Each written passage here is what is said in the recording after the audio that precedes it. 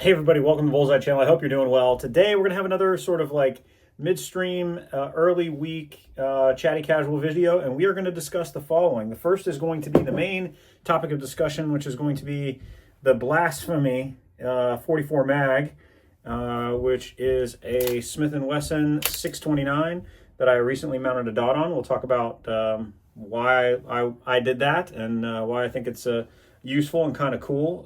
And then we'll go through a little bit of deer hunting stuff. I'll show you some of the other stuff that I use for deer hunting, and then we'll talk about 44 ammunition, both special, and show you what I'm using there. Then we'll take a look at some other revolvers, and then we'll discuss what's coming up this week and kind of what's coming up for the channel with a lot of like show and tell and stuff like that. So that's pretty exciting. All right, so let's get started. On Saturday, I think, I posted up a post on my channel and a picture of this bad Larry after I finally got it kitted out exactly the way that I wanted, and said, is this badass or is it, am I blaspheming? So again, it's a 629-4 that I got off of Addicts, so thank you Addicts, and mounted an Alchin mount and a Hollow Sun EPS. The reason I have this, and I also added these beautiful camo Packmeyer grips that I got off eBay, and I'm just like literally buying every set of these I can find because I think they're so cool. I don't think they really are around anymore, but the reason I did this was I realized that in between different periods where I'm going to be traveling, I was actually going to be here for the deer extra weekend here in the great state of Ohio. We have great deer in Ohio, as do most places in the Midwest. And I was like, well, I want to shoot a 44. I want to go handgun hunting. And so I got all excited about this. And I was like, well, I kind of want to put a red dot on it. It's a little bit sacrilegious. It feels a little bit sacrilegious. I have a strong preference for iron sights in nearly most all things, but I think dots are cool. And I especially think dots are cool on guns that you wouldn't expect to see dots on. And these, having already drilled and tapped for mounts, these are great. And certainly people have been putting scopes on, 6-inch 44 magnums for a long time. So it's not that, blasphemic. Anyway, so I did that. And I encountered a little bit of a trouble, which some of the people in the comments of that post pointed out, which is, I don't know what it is about the EPS. I really like the Hollow Sun EPS, at least thus far. I have another one on the M9A4, and it just seems to do what I want it to do, which is be a durable enclosed optic with a small footprint for $330 or whatever it is. That's pretty great.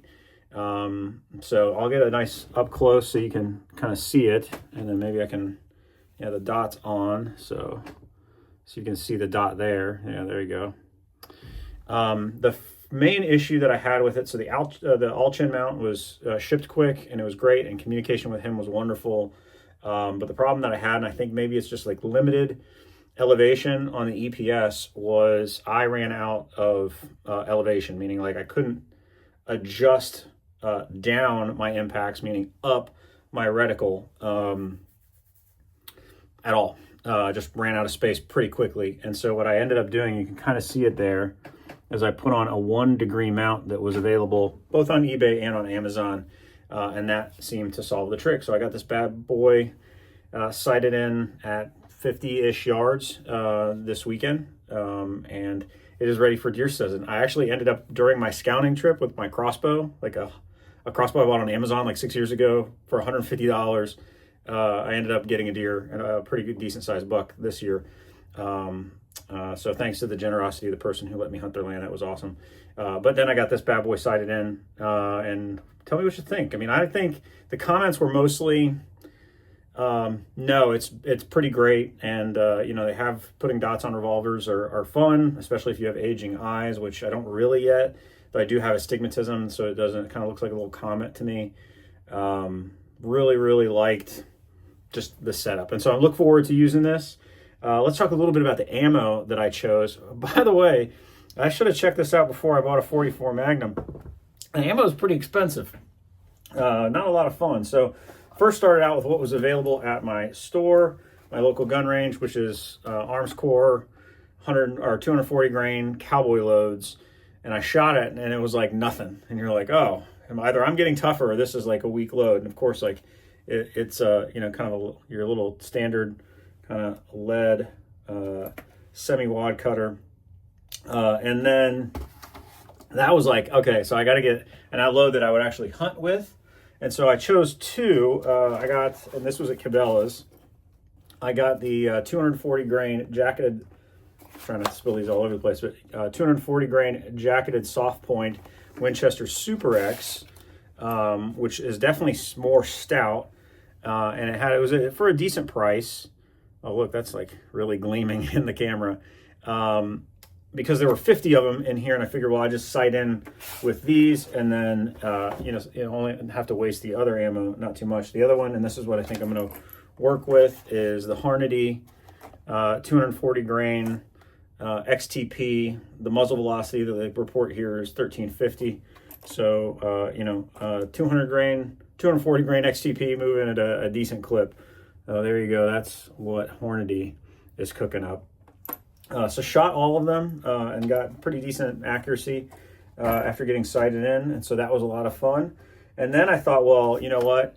There was a little bit of a discussion on the channel about accuracy from the last chat video, and so what I think I'm going to try and get done here sometime in the winter is to do a 50-yard test with 44 Special, both benched one-handed, cowboy load, 44 mag cowboy load, both benched and one-handed, and then the Winchester, this stuff, benched and one-handed, and see kind of the difference. Let me know if that's a video that you would be interested in. I kind of think it's kind of cool, right? I've promised you and myself that I would never do like ammunition comparisons, because that is not what I really want to do. That's not the path. That's not what I'm excited about. I don't geek out on ammo too much. But you guys asked for it, and I figured it might be kind of fun. So maybe I can get that in the works. Maybe I can't. Again, you're on the journey of 50-yard tests right now. I've got them scheduled all the way out until March. So that is what you're going to see, unless I insert something sort of like one-off kind of thing, which I probably will. That being said, if you've been a follower of this channel for a while and you've been watching these videos, you know from time to time I have to not be available to film videos, and that time is nigh, following the holidays. So I'm actually going into a period of time where I will not be shooting at all, which is fine because I stacked away all those videos, but it'll be a nice break for me so I can focus on the things that need focused on, which is exciting. Let's talk about other deer stuff. So if you've hunted with a 44 mag or another revolver or handgun, let me know what you prefer. Let me know what you think of this setup. So that's the first thing I want in the comments. And then just look over here. I actually have my other stuff. So we'll start with this. So this is sort of like kind of not a retro inspired build that I ended up putting a red dot on. 350 Legend. 350 Legend, for those of us in the Midwest that have states with straight walls, have like absolutely just completely taken over the game. So the 350 Legend, and now they've got all the Legends, right? Like all the as big of a bolt diameter as you want. I know they've got Buckhammer now, and like everybody's got their pet thing, but this was mine. There are many 350 Legends, but this one is mine, and ended up painting it. It's actually started with a base coat of white, so as it knocks off, it'll kind of like get really good for winter and late season, if we ever have late seasons again here in Ohio. I got a riser on it. Don't ask me why. It was kind of just what I had at the time. I got a little bit of sort of that like velvet tap dancing shoe material because I'm a wimp, and it's honestly just feels kind of nice. And I got a clip up here for a QD, clip back here for a QD, so that I can choose whatever color or style or outfit that I want to take into the woods that morning. I've only got one deer with this, and it was a doe, but it was pretty fun because it was like on the run in a marsh. So that's that. That's like not traditional, but more common than not in Ohio anymore. And then speaking of sacrilegious, this is the Traditions Nitro Fire muzzleloader, and a lot of feelings about the Nitro Fires. Why are there a lot of feelings about the Nitro Fires? Well, I'm happy you asked. It's because it has unconventional loading that is pretty much like a firearm. As a matter of fact, this is classified as a firearm. I had to go through an FFL, but you do not put your powder in yaw. You actually just force the bullet all the way down. It sits on a ledge, and then you have preloaded. They look kind of like shotgun shells. You have preloaded charges that you put into here, and then you take a 209 primer and you put it in that, and then you cock it, and then you shoot it. Kind of a, I mean, definitely interesting design, and I think they've gotten more popular. Like, I was worried when I bought this, and it's not cheap. I was worried that when I bought this, that it was going to, like, they were never going to make the charges and it was going to be not successful, but I think it's been more successful than people anticipated. That being said, it is kind of cheating, right? I like it because it's nice. Like, if you don't get that shot off, you could just take your 209 primer out, you take your charge out, and you're good, right? But yeah, and actually I have a video back from Target Pistol Guy that I re-released on this channel, and it is contentious. Like, if you read the comments in it, like, it is pretty contentious. People have a lot of feelings about this. But then if I want to, like, LARP Davy Crockett or whatnot, I actually have, and it looks like it's getting not in great shape. I have to take some TLC to this, and I think that's probably the way I got it from the old man. But this is the White Mountain Rocky Mountain Carbine. This thing is a sweet shooter, very accurate, a lot of fun, and it is exhibiting a significant amount of surface rust. So I'm gonna have to take care of that. I feel like a bad person. For 350 Legend, yeah, I mean, I've got most of the Winchester. So here's a Winchester Defender, 160 grain, and the 150 grain XTP. I'm not sure there's a huge difference, and that's your deer season XP. So I got a little bit of that kind of stocked up. Usually great sales around this time of year. So if you're looking for a 350 Legend, now's the time to buy it. Get out and buy it. Vance Outdoors has a great price. All right, so back to recap. Magnum, awesome. These are the revolvers. Told you I like these Packmeyer grips. This is my 22. This is my Officer's Model Match. These are nils, I think. And this is like a Camp Perry rubber band and some grip tape, just to, you know, kind of keep the grip tape pressed down. I probably won't replace these with Packmeyers because I just absolutely love the thickness and angle of this grip. But 2 Colt Officer Model Matches. Love the revolvers. Yeah, so I don't know how you feel about red dots on revolvers, but I'd like to know in the comment. Let me know if you got a fun deer story. Let me know if you have any success so far this season. I was certainly blessed too, and now we've got meat in the freezer, and that's kind of what it's all about. One other video, and then I'll talk about what's coming up on the channel this week. One other video I'd really like to get in, and let me know how you would like to see this. I got into a little bit of back and forth on 1911 Addicts on a thread that was talking about, there are 2 threads, like monster threads, about Ken Hackathorn's position on red dots. Apparently is controversial.